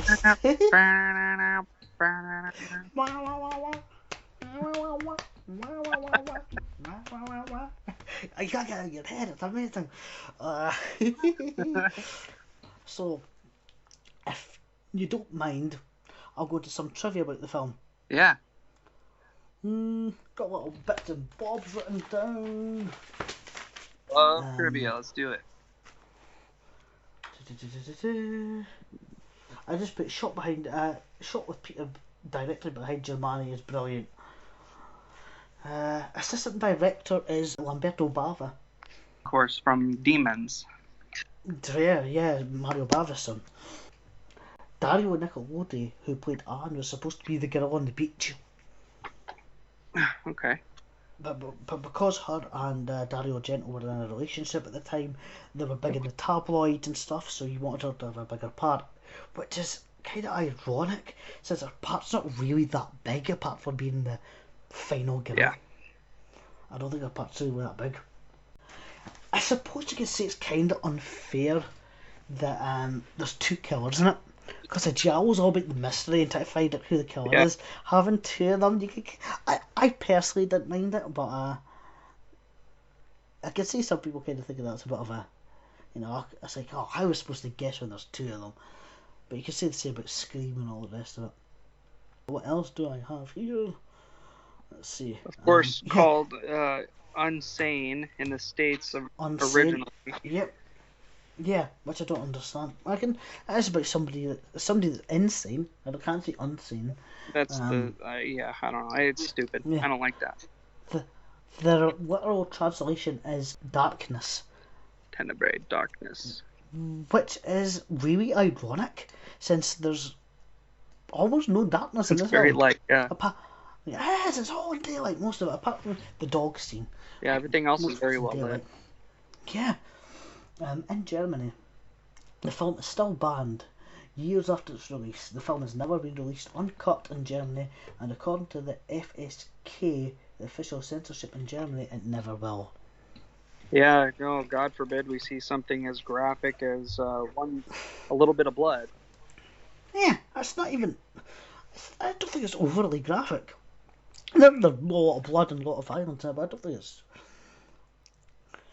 Dario Argento called star Anthony Franciusca one of the most difficult actors he's ever worked with. Which one was that? The main guy that played Peter. Anthony Franciusca. Huh. Franciusa. I don't know how you pronounce his last name. I don't know whether he was actually American or not, because he's got an Italian name. But it didn't seem like he was dubbed. So, and I've heard this a lot about Dario Argento, that I can't imagine that working with Dario Argento, as much of a legend as he is, I can imagine him being difficult to work with. Yeah, I mean, who knows? Because some of the most legendary directors were assholes. Yeah, like Stanley Kubrick and that. First one I thought of too. Hitchcock. Yep, yeah, that was the second I thought. 162 takes and everything. Yeah. The impressive 2.5-minute crane shot that encircles Tilda's house took 3 days to be completed. American distributors wanted the shot to be cut from the US release, but Argento refused. Which, yeah, absolutely. Yeah, if you spend 3 days on a shot and they want to cut it, it's like, fuck no. Yeah, fuck them. Yeah, fuck them. Reportedly inspired after Dario Argento was stopped by a fan. Where? Yeah, oh! Go ahead. This is something I meant to mention to you earlier, because this is how I first found the film, before the video Nasties and that, is that I bought it from a second-hand shop that I often go to, and it was the censored version. And it wasn't just censored, the film was censored, the cover was censored. You see that? That was censored. Because instead of that slit around her throat there's a ribbon tied around her. Are you serious? I'm deadly serious, yeah. Wow. See, these are the stories I like. What a personal connection, what personal relationship with the movie. Yeah, and it's not exactly the most graphic of covers. I will be showing both of them in the video. But I mean, how hilarious would it be if in the movie, in the censored version of the movie, she dies and they show her and she's got a ribbon around her neck? I'd love that. I'd love that. Every time he cuts somebody, a ribbon appears. That would be so ironic. I'd love that. So where? I'm sorry. Do you still have some more trivia? Yeah, just a little bit. Apparently, Dario Argento is narrating the text at the start in the Italian version.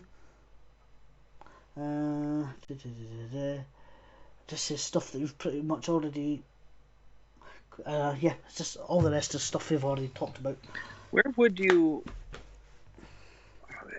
you rate Tenebrae amongst Argento's other movies that you've seen? It's up there. It's up there with. It's not as good as Suspiria, but it's one of his best Gialli. Yeah, well, it's not. It's one of the best Gialli. It's not fair to compare anything to Suspiria, I guess. Nah. It's one of the best Gialli. Not just his. It's one of the best Gialli. What do you think about opera? Have you seen opera? I love opera. A lot of people hate on it. I love it. Just the fact it keeps those people's eyes open with the needles and that. I love opera. He's got a very he's a very visual director, isn't he? Yeah. It's a shame that's what's happened recently, that he's kind of lost it. But I say he's lost it. But are you familiar with a TV show called Masters of Horror? I've heard of it, but I've never actually seen anything from it. Well, there's some good episodes there. I've wanted to talk about it at length before. He done 2 episodes, one called Jennifer and one called Pelts. I've not seen Pelts, which I've just realised what that means after playing Assassin's Creed 3. A pelt is like an animal skin. Yeah, you didn't know that? I didn't know that. Yeah. No, I didn't know that. Jennifer's interesting. So, and I think he still can have it, but he doesn't quite have it anymore. He's apparently been in works making one called Sandman, which is crowdfunded. Oh, huh. So we'll see what he can do. I'd like to see him put out another masterpiece before he dies. I would, because he's in his 80s. He's hitting 80. Come on, you can do it. So, what I would like to ask you, which is something I should ask in all these videos, is, do you think this should be a video nasty? Or should be banned in any way? Well, I don't think any movie should be banned in any way. No, but if you're an old woman, or if you're like in that 80s kind of style, would you say, okay, that's... I don't see why this was ever banned, no. No. I mean, there's not even any perversion, it's just a few kills. No, yeah, no, I'm on the same, I'm in the same wavelength as you. I'm on the same wavelength. Most of the time, video nasties have a combination of violence and perversion. You know, like there's too much sex going on as well. There's no sex in this. There's what? There's no sex in this. There's a little bit of nudity, but it's tasteful. Yeah. And it's got, as you can see here, it's got strong body violence. That's about it. It's not even... The most violent it gets is arm chopping. It's just a good movie. There aren't even any radical worldviews in it. There's nothing. No. Like I can't see that movie persuading somebody to want to be a killer. You know what I mean? No. Yeah. Although I was going to say, do you think this was his kind of answer to people saying his movies were sexist? Because those kind of points are brought up in the film. Oh, your books are sexist. You're misogynistic. Right. Do you think this was his kind of reply to people saying his films were like that in the past? Right, like he was putting a bit of himself in the main character. Yeah. Mm-hmm. I absolutely could see that. Mm-hmm. Yeah, Mm-hmm. you know what? I bet it is 100% that he Mm-hmm. received very similar criticism, being told such and such movie is about such and such, and he's like, well, you didn't Yeah. even really watch it, did you? You know? Yeah. It's like word gets around. Word gets around. People hear that such things are violent, and that's how the video nasty scandal happened in the first place. It does seem like one of those. A notable version of something like that. You ever see M. Night Shyamalan's Lady in the Water? I haven't, but I've heard about it, and I know there's a critic character. Yep. And that's a reply to the people that have criticised his films, isn't it? Yep. So and it is. So it was a joy to watch, but the movie itself as a whole, like, I get what he was doing, but it's kind of fucking stupid. So yeah, so I've been told. Yeah, so I've been told. It didn't really do it as well as this did, if that is what was happening in this movie. Yeah. So we'll go to ratings. How would you rate this film? On a scale or On a scale of 1 to 10, half points in between. half points? So that makes it a 20-point scale. It does, yeah. But says cooler easy out of 10. For me, Tenebre is an 8. Mm-hmm. It's an 8. Mm-hmm. The reason it loses points is just because it's got kind of a after the halfway point up until the climax, it kind of wanders a bit. Mm-hmm. I found myself kind of losing my attention span a little bit. Mm-hmm. So, Yep. and then also, I don't know. It just didn't hit. It definitely wasn't a 10 for me, but it was definitely more than what I would normally rate a 7. For me, Yeah. a 7 would be something that I quite enjoyed and could watch again, and it's a movie that I like and is good. An 8 is a great, a 9 is a very great, and a 10 is perfect. So Yeah, I give it a great. Yeah, absolutely. Mm-hmm. Yeah. Well, yeah, I probably have to 8 what you've said. I give it an 8. I think it's a brilliant film. I love the music, I love the kills, I love the direction, I love the style. Even the acting's excellent, which you find in a lot of Italian films. The acting, especially the dubbing, is pretty bad. But that's not the case with Argento films. That's not the case, especially in this. The dubbing's excellent. I love John Saxon's character. He's so much fun in this. It's surprising how many movies like this he did at that time period. Yeah. Every time I put on a movie and John Saxon pops up, I'm like, what the hell? He's awesome. I love that guy. Apparently he has no recollection of doing this film as well. Which is kind of sad. I could see his parts in the movie taking a total of 1 or 2 days. yeah, which is probably the case, yeah. I've got the same... I'm going to use quotation marks. I've got the same problems with it as you had. It's not a problem as such, but I do find it does wander a little bit just before the climax. It does get a little bit slow. That's why I give it an 8 as opposed to like a 9 or a 10. I love it. I can watch it again and again and again. There's not much to fault on, really. The violence is really well staged. And it seems like I said before, Dario Argento argued with a lot of his actors in that. It seems like the more he argued with his actors, the better performances he gave. So maybe that was his thing. Yeah, I love the dog scene. This is one of my favourite. I find it terrifying. I'm a dog person. I love dogs. I love animals. But I don't like vicious dogs, like Rottweilers and Dobermans. So the thought of getting chased by a Doberman, I can not relate to, but I can understand somebody being absolutely terrified by that. If you look, I find it, it's a terrifying scene. If you look a vicious dog in the eyes, you realize it's not a dog, it's a demon. Yeah, and she had a right to hit that dog. There's something else going on when a dog is vicious. It's like that thing is possessed. No. Yeah. So I give it an 8 out of 10. I think it's a great film. Everyone should check it out. Absolutely. Yeah.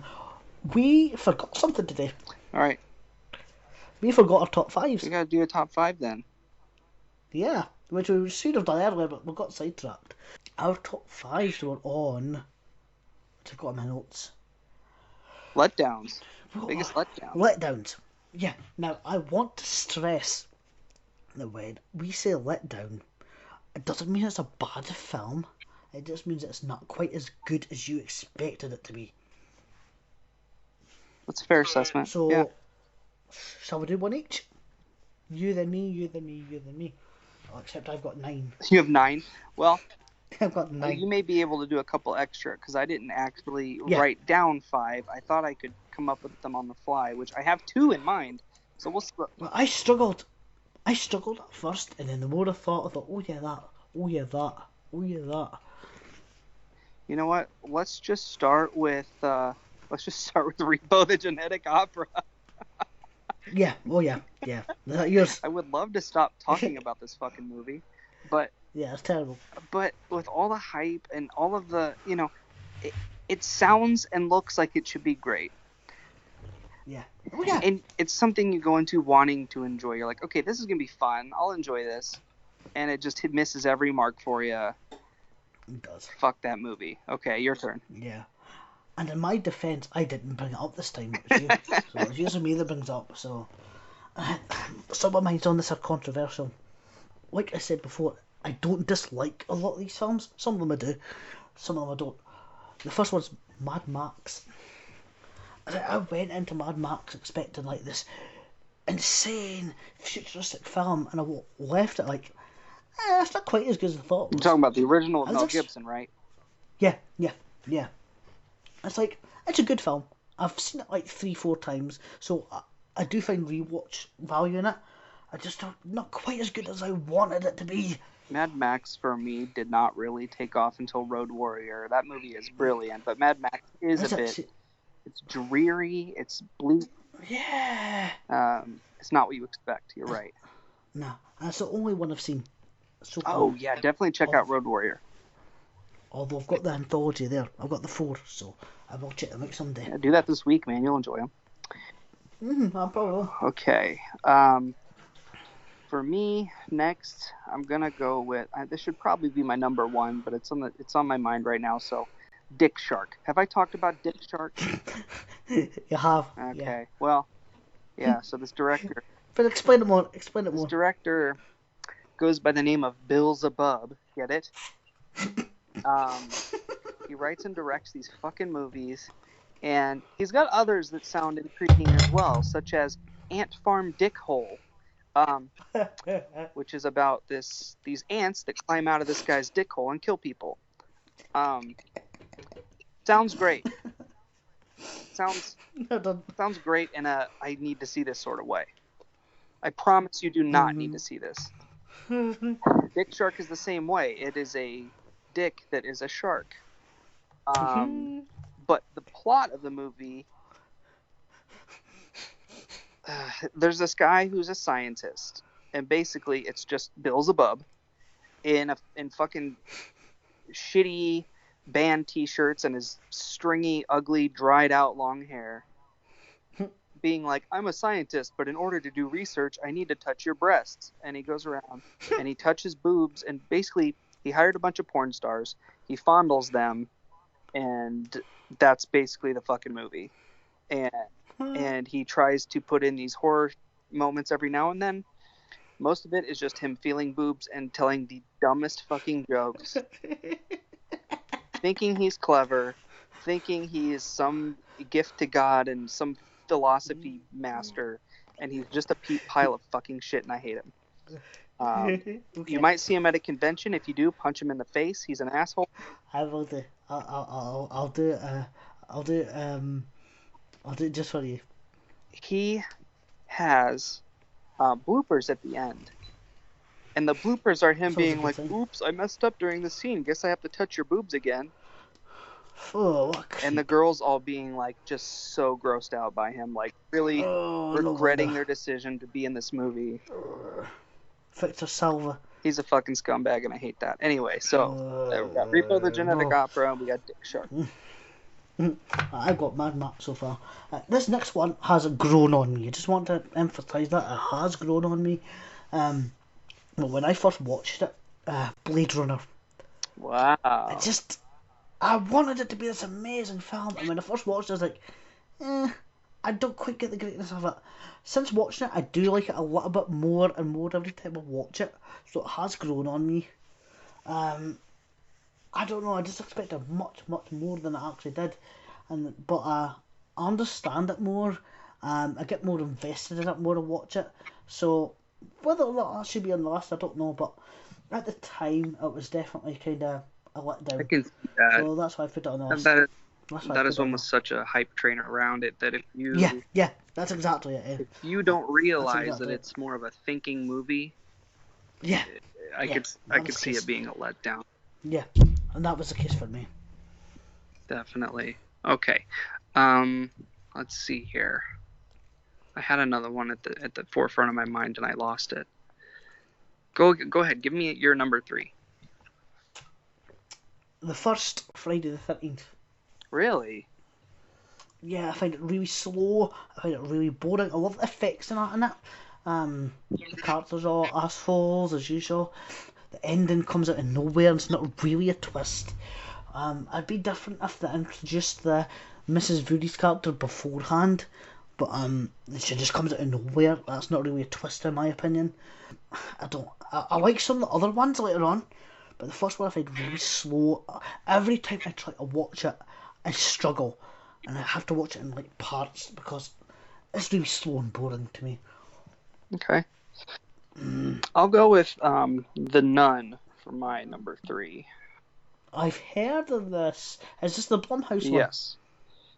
Yeah, I've heard of it. Because I've not watched it. From a mainstream standpoint, the Conjuring movies, that whole universe is very good. Mm-hmm. I like the them. Conjuring movies are good. I've never been a huge Annabelle fan, but no, me neither. They really do. They know horror and they know how to make mainstream horror and do a good job. The Nun was just a waste of everybody's time. It had a creepy lead, like a scary looking creature, but then they did nothing around it. Like, yeah, I've heard a lot. Just a waste of time. So I've skipped up one on purpose. Yeah, good thinking. We wanted something to do, and we were like, you know what, this might be fun. We just watched Conjuring 2 again, and that one scared the crap out of me. So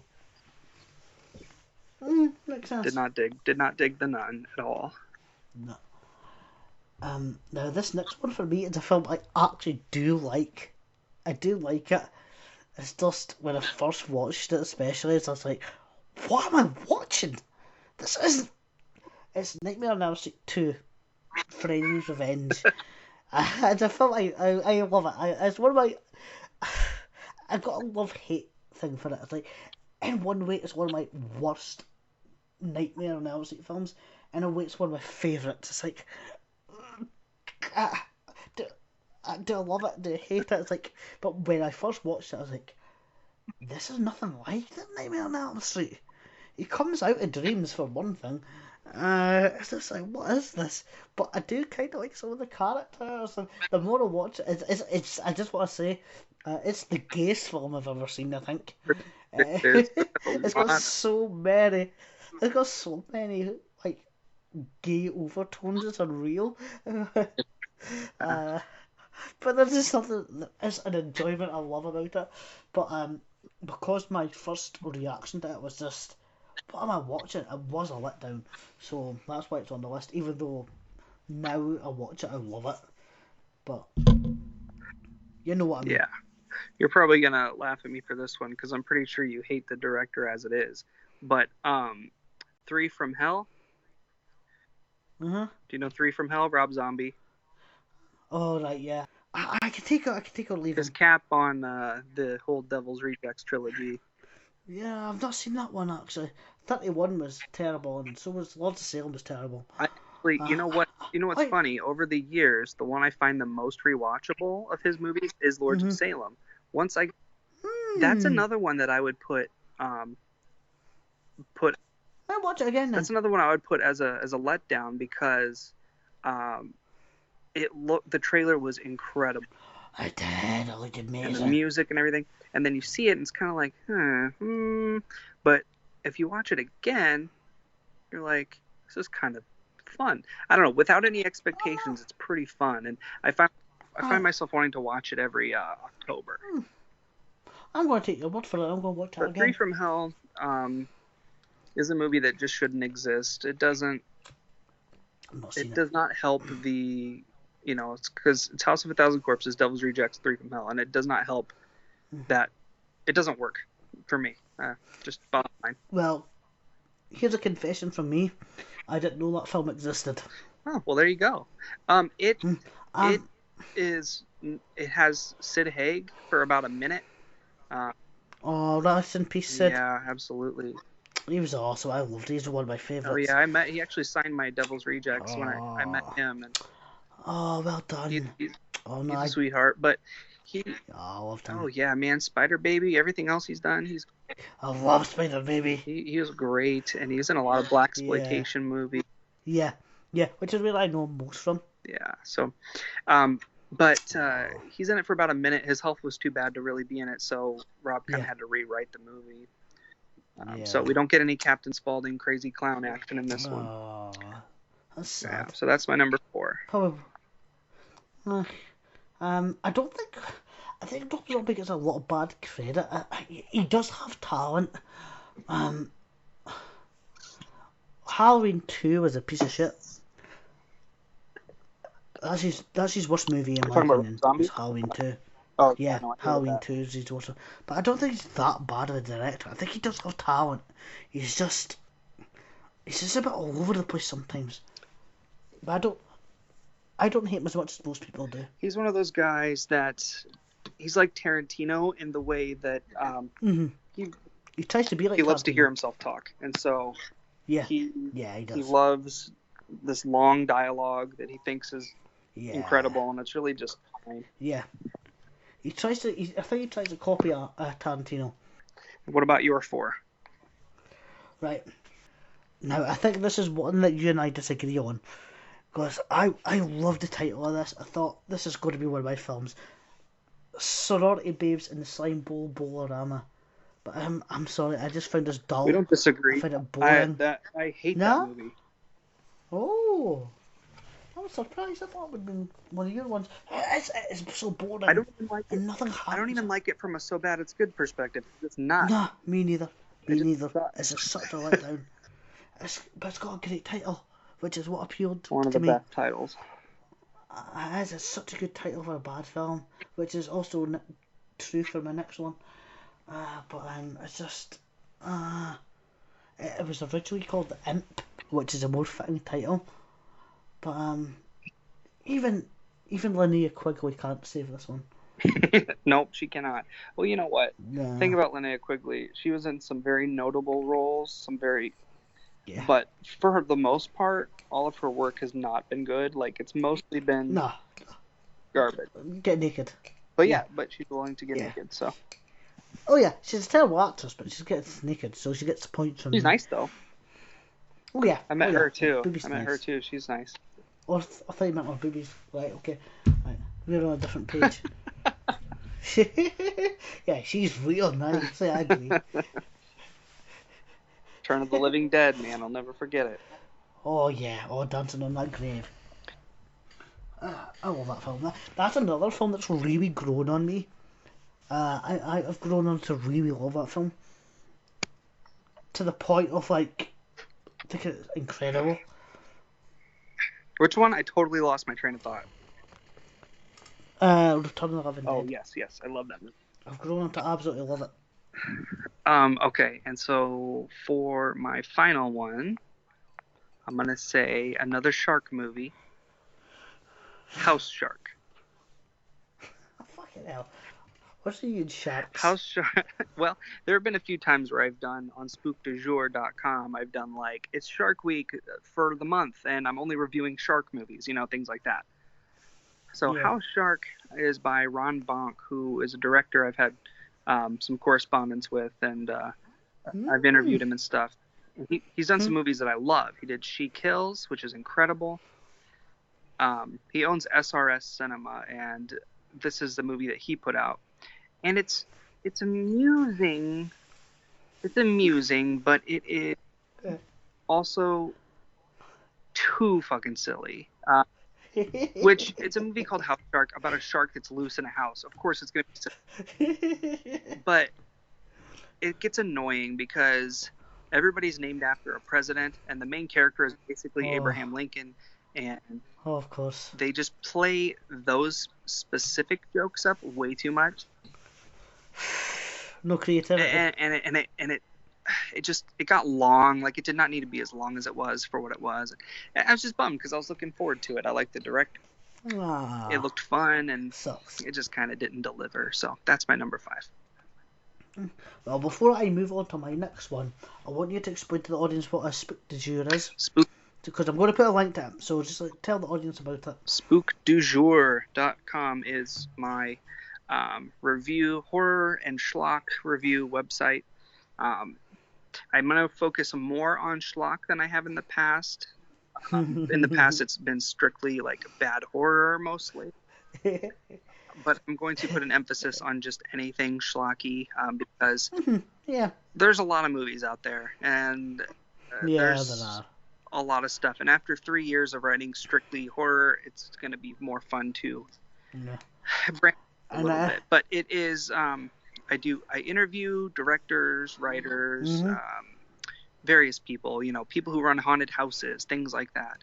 And then I also review movies with my friend Brennan, and occasionally there will be other contributors, but it's mostly me as Real Rat and then Brennan as The Merits of Sin.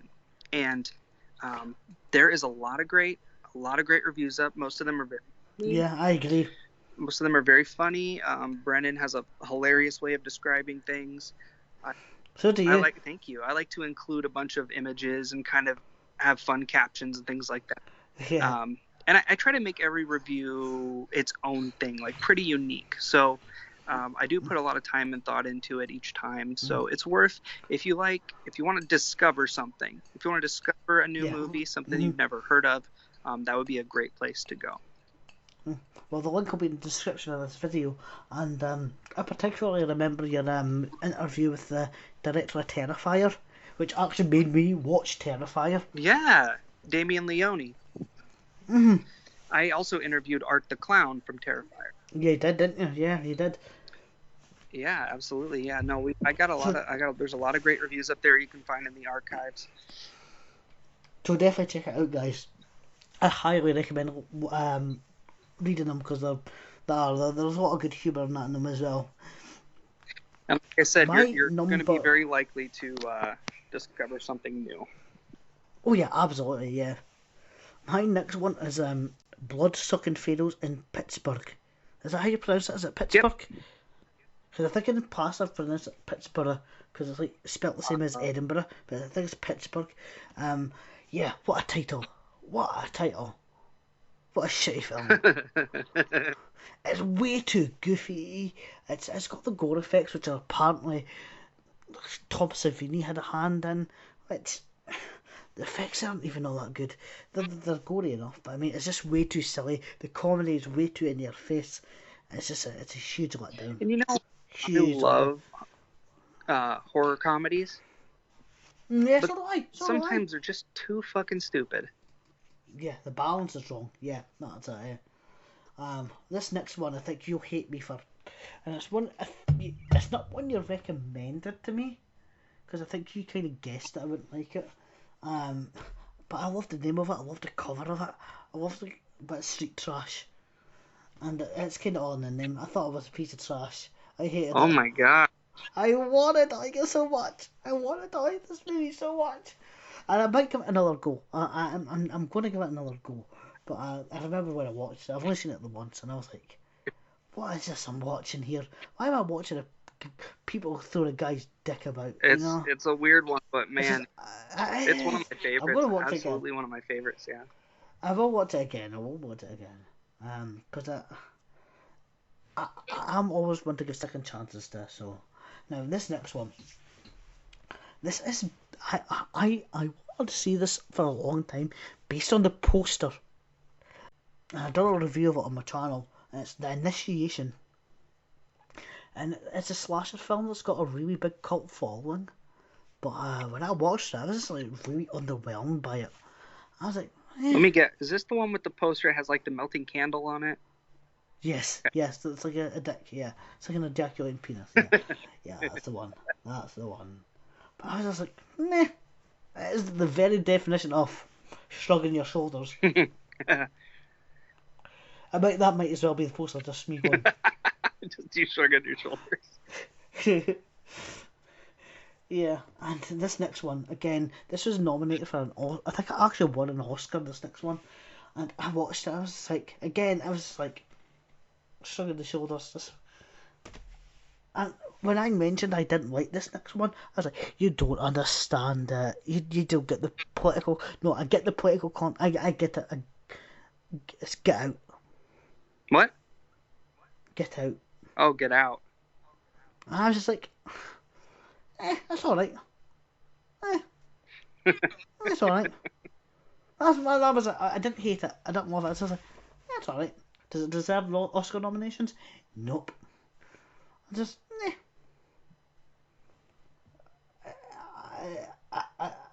the initiation's probably a little bit better. Dang. I was like, I don't get the big deal about it. I just thought it was okay. I don't hate it. I just, will I watch it again? Probably not. I think the big deal is that something like that isn't. It was the fact that it was mainstream and a lot of people got to see it is the big deal. Yeah, definitely. Because it is good to have. Jordan Peele's an important black voice right now, definitely. Mhm. Yeah. So. And he's quite amusing. I do find it quite amusing. Some of his comedy is pretty good. But I do want to see Us. I've got to say, I do want to see Us. Us is a lot of fun. I don't think you'll like it by the end of it. No. Because it does go off the rails quite a bit to where you're scratching your head going, what the hell? Yeah. But I liked it better the second time I watched it. Yeah. Us. But I just thought, I was just a little bit underwhelmed by Get Out. It was just like, because I wanted it to be this amazing film that everybody was going on about. When I watched it, it's not amazing. Yeah, you were just okay. burned by the hype. Yeah, and that's what this list is kind of mostly about, is like hype. Well, for Get Out and Mad Max and Blade Runner and Friday the 13th, that's hype. The rest of them, not so much. Yeah, nobody was going on hyping sorority babes and this. No. And I blame Thingy for that one. What's his name? What's the guy that used to do the Monster Vision thing? Joe Bob Briggs. I blame him for that one because I watched it on his channel. Oh. And I love him. And he's new to me. He first got my attention doing an audio commentary for The Last House on the Left. I thought, this guy's brilliant. He's entertaining for sure. He's definitely a boomer, but... Oh, yeah. Because he'll go off on rants, and I'm just like, shut up, old man. Yeah. But listen to his commentaries and that. He's a good entertainer. Well, is that it for your list? I think so, yeah. Okay. I did a random number roll. Okay. The number I rolled was 44. 44. And that corresponded with... We're going to find out together. Hey. 44 is hopefully not something we've already done. Dead and Buried. Ooh, right, I've got that. It's a good movie. I've seen it. It's good because I've got it. Looking forward to talking about it. Oh, absolutely. So we will record as soon as possible. We are sorry about the delay due to technical difficulties and all of the sort. But hopefully we'll make it a bit more frequent and not a yearly thing, because we will be both in our 90s by the time we're done. The goal at this point for me is about twice a month if possible. I'd like that. So we'll try to do that, try to be more consistent, and also get back into the swing of things. This might have been a little bumpy, but it's been a while. So these things happen, These things happen. But we'll get to the swing of things. Thank you to all of our new followers, if you are indeed new followers and not robots. Yeah, we got a lot, so hopefully they're interested. Hopefully they're interested in what we have. Learning about movies that you may have never seen, and I don't know. one thing we should start doing in the future, maybe, is discussing where it's possible to see these movies if they are currently streaming, something like that. Ooh, good. Tenebrae I watched on Amazon Prime, I think through the Shudder app. So I think it's on Shudder. Yeah. Well, I got the Arrow Blu-ray of it, so...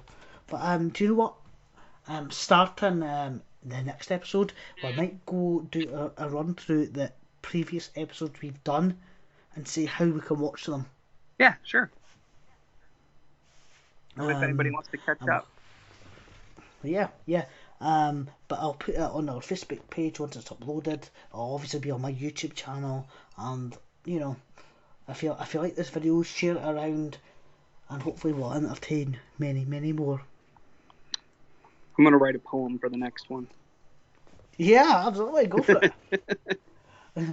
But I'm glad we're doing this again. It's been a lot of fun, and in preparation for this, I actually listened to all of our past podcasts, and I actually had a lot of fun listening to it. I kind of disassociated myself from the fact that it was me, and I was like, do you know what? See, if I didn't know who this was, I would have had a lot of fun listening to it. Oh, good. So I thought that's a good thing. But that part will probably be edited out because it'll make me seem big-headed. Nah, I think it's good. But you do whatever you want. Yeah, but yeah, I always have a lot of fun doing these. You handle all the technical aspects, so. Yep. So let me know when you're ready for the next one, and we will get on to Dead and Buried. Sounds good, man. Which is Gary. What's his name? Gary. I forget his name. I've met him. Yes, Gary Sherman. Gary Sherman, yeah. I actually saw. We'll talk about it next time. Yeah, we'll talk about it next time. All right, man. It's been a great one, dude. It's been absolutely brilliant. Stay nasty, guys, and we'll see you next time. Bye.